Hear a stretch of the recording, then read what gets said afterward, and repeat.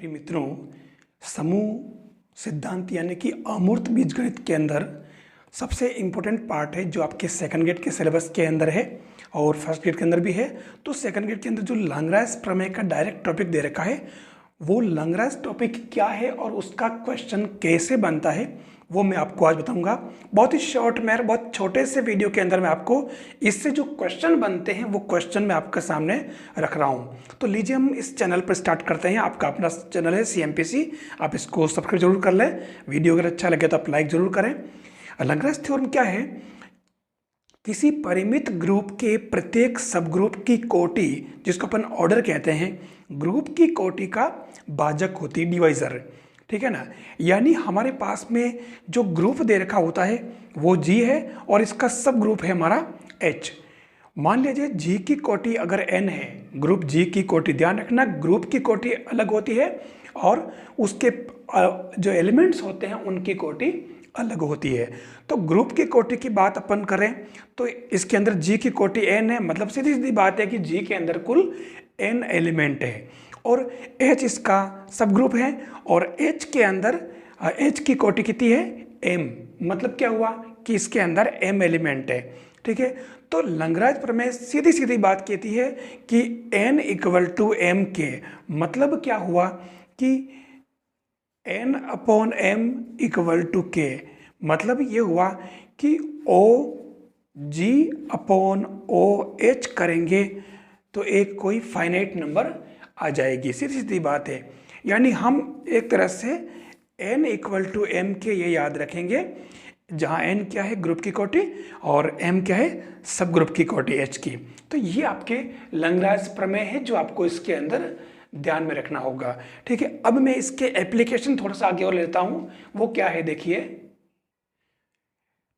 प्रमेय कह रही है परिमित ग्रुप के प्रत्येक अवयव की कोटि ग्रुप की कोटि का भाजक यानी कि डिवाइजर होती है।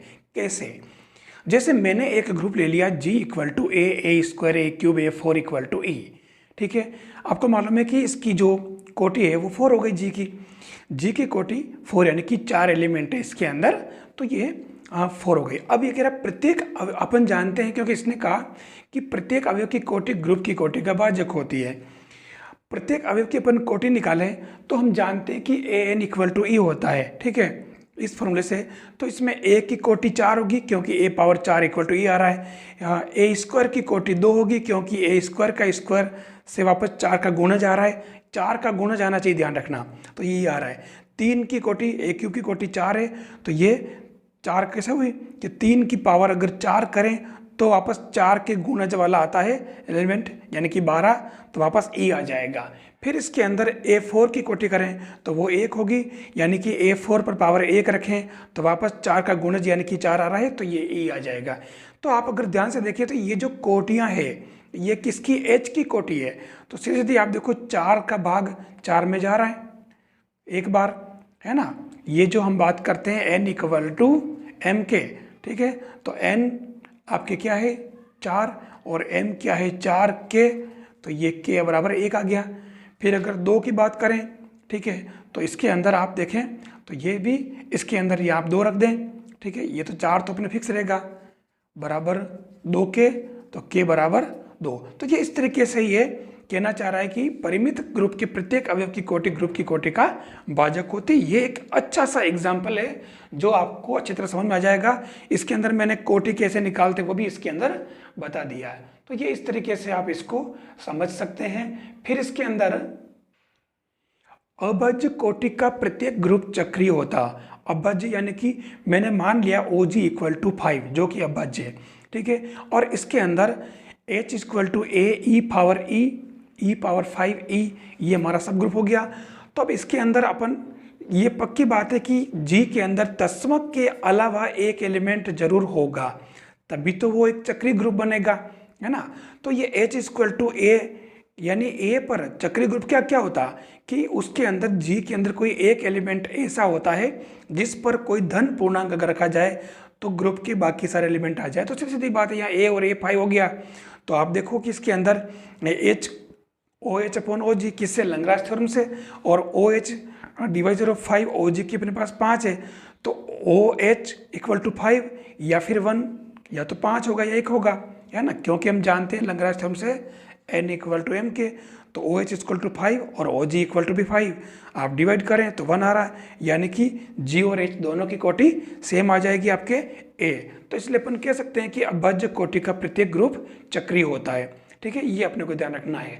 मतलब प्रश्न यही से बनता है, डायरेक्ट थ्योरम आती है तो थोड़ा पर समझ लोगे तो आपकी ये चीज़ क्लियर हो जाएगी।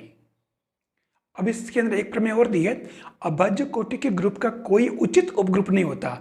आपको पता होगा कि किसी भी ग्रुप का एक तो G और दूसरा E, ये केवल दो जो ग्रुप होते हैं, ठीक है, इसके अलावा और कोई भी उचित उपग्रुप नहीं होगा, सारे ये इम्प्रॉपर ही होंगे, ध्यान रखना, है ना।